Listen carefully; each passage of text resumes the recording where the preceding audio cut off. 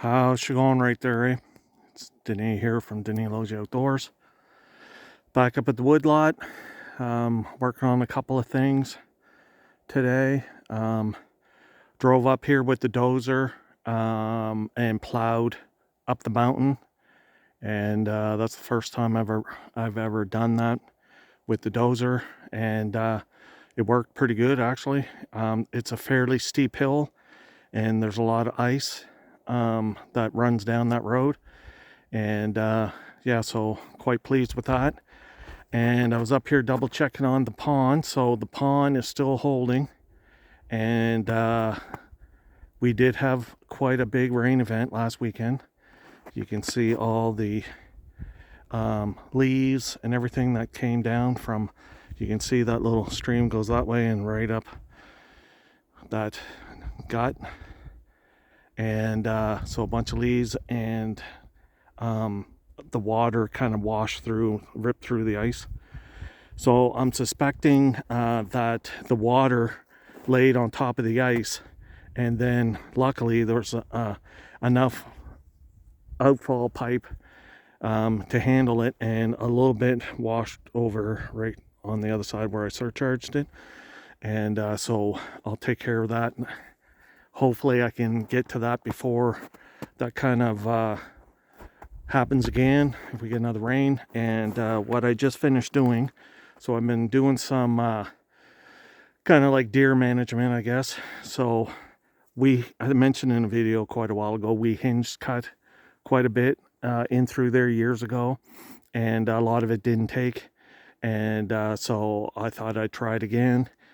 The problem is we have a lot of white birch, and it looks like some of them hinged okay. I'll go down there and show you that here in a sec.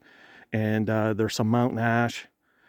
There's not mountain ash. There's some poplar. That hinged not too bad.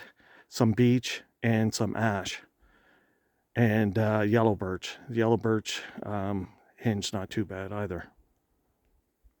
Okay, so this is a little bit of a better view. A little closer. So there's that pond I was just standing at. So I'm probably going to knock some trees down over there on that side of the pond and that little gully and hinge them. And the same thing here, I want to go that away quite a bit and hinge a bunch of trees. So hinge cutting is that right there, and it looks terrible, but you cut like 3/4 of the way through. Same thing over there, and push it over, let it fall over. Same thing there, so it's still connected. So the plan is that the tree top will stay alive for a while, and then if it catches, then you'll start getting verticals, shoots growing from the tree. Same thing over there. There's an ash. And what doesn't take or stay alive, then I'll come in and cut it for firewood. But the deal is what happens is, everybody loves that. That looks great. Looks like a park. You can see through it. It looks awesome, but it's not good for habitat. That's only good for like squirrels and owls, like deer, grouse, birds, turkeys. There's no habitat, there's no food or anything for them except for at the top of the trees. So when you knock this stuff down, you're getting the food in their face. And it looks really thick. So what we'll do after I'm not even done yet. I just stopped because my back's killing me. So I'm going to come back here next weekend and I'll cut all of these trees, knock them down. There's still some trees kind of hanging, and hopefully they'll fall down. And then after, once all this is down, I'll go through here and cut trails so that the deer can come in and open some spots underneath that. And that will allow the deer, what I want is does, the female deer, to bed in a band about 20-30 yards all around this food plot. And that they're going to stay comfortable, feel comfortable, stay in there, hide from the bucks. And then usually you cut a trail around the outside of all of this, and that's where you put your deer stands on that trail, because that's where the bucks are going to come through. Prevailing wind is usually that way or that way. The sun comes up from the lake. You can just barely see the lake way through there, and comes overhead towards my back. And so the sun will be shining here most of the day, and the deer will lay in here and sun themselves and feel protected. And so, like I said, I'm going to go all the way around here and do the same thing. Okay, so that's where I was just at. So all of these will come down. Some of them I'll try to knock down towards me, towards the field, and that's called feather edging. So what it is so that it's not all open, you'll have the odd treetop in this food plot, and it kind of gives a lot of habitat for smaller animals and critters and stuff around the edge.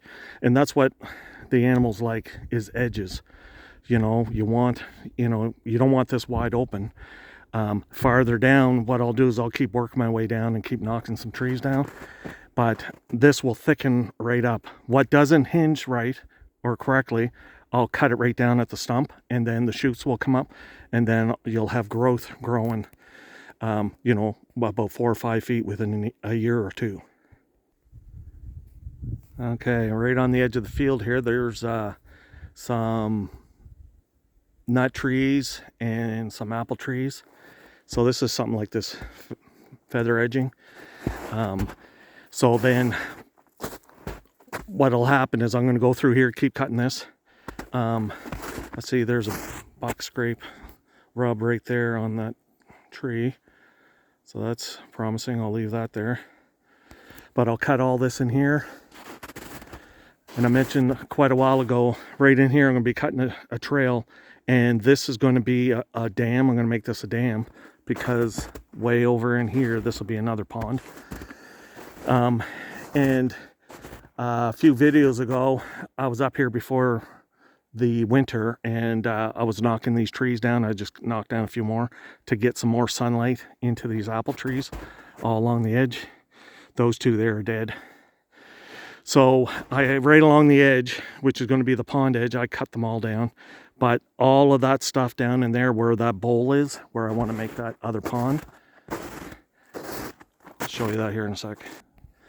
Okay, it's kind of hard to see, but that's a bowl, and there's some water running right down, heading that way towards the lake in my cabin site. So this here, like I said, I want to rip all the trees out, but I don't want to cut them down, then I have to deal with the stumps. So I'm going to wait till late this fall when it's dry, and I'm going to get in there with the tractor and the dozer and knock all those trees down.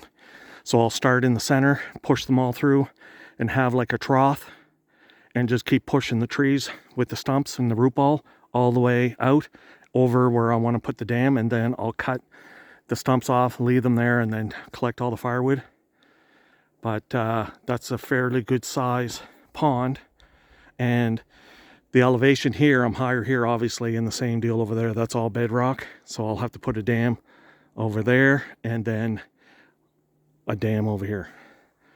And then I mentioned before, this dam here will be a foot higher or lower, than the dam on that end, because I want to prefer the water to come this way, not down the road.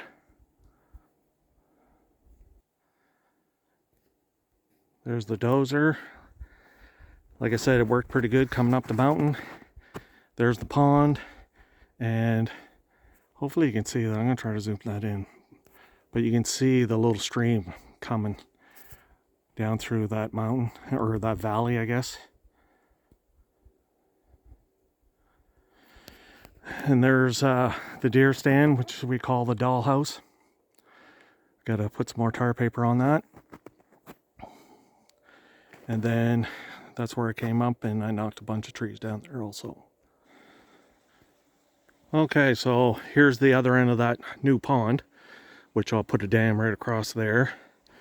All of this water right here from this culvert is coming from the pond behind the deer stand where I was just showing you. And I'll have to knock a couple more of these down here to open this up, let the sun in. And then, like I said, that's where the dozer is over there. And then some spot up in there, I'll probably do the same thing. And, probably at the base of that large cliff, go and do like some hinge cutting all in through here and thicken it up. And then right over here on the other side, I got to cut a trail up there. up to the top of the mountain so I can start hauling some firewood out of there. Anyhow, yeah, and I think the next time I come up here, or I gotta wait till the snow melts a little bit more, but I want to get some clover seed, and I'm going to frost seed a couple of spots in here. So when most of the snow's gone, there's maybe a little bit left, I'll come in here and throw a bunch of clover. It's been quite a few years since I put clover in here, and it's starting to die off, so I'll get some clover in here, and that'll help the deer and turkeys and partridge and stuff. Kind of looks like a mess now, but it'll clean up. Anyhow, if you could like, share, subscribe, comment. Thanks for watching. That's the end there, eh?